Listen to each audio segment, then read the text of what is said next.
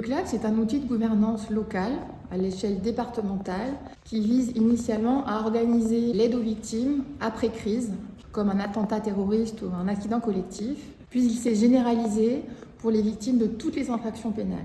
Ainsi, aujourd'hui, chaque département a les moyens de définir sa stratégie locale d'aide aux victimes à partir des orientations gouvernementales.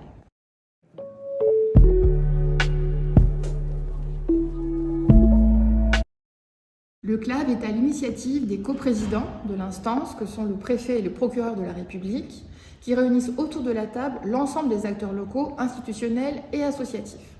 Pour les acteurs institutionnels, on y retrouve les collectivités territoriales comme les maires, les représentants par exemple du ministère de l'Intérieur, les gendarmes et les policiers, mais aussi les pompiers en cas de besoin. Pour le ministère de la Santé, on va retrouver l'Agence régionale de santé, l'Institut médico-légal, les centres hospitaliers, éventuellement les UAPED quand il s'agit des mineurs, et toute personne qualifiée qui s'avérait utile pour les débats.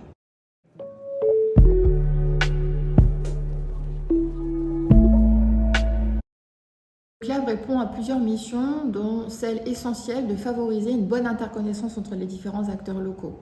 Qui fait quoi à quel moment? Il s'agit en fait de définir un process d'intervention et de prise en charge en matière d'aide aux victimes, ce dans la durée. Pour ce faire, on va s'appuyer sur un état des lieux de l'existant, savoir ce qui marche, ce qui nécessite d'être amélioré, de façon à ce que chaque territoire puisse développer une politique d'aide aux victimes locale cohérente et efficace.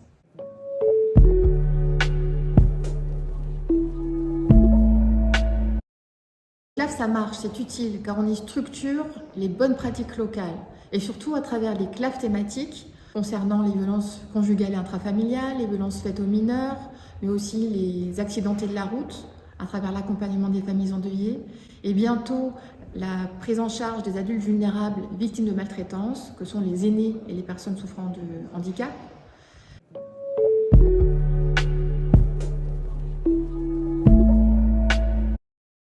La DIAV apporte son soutien au service de la préfecture qui aurait toute difficulté ou toute question en matière de CLAV.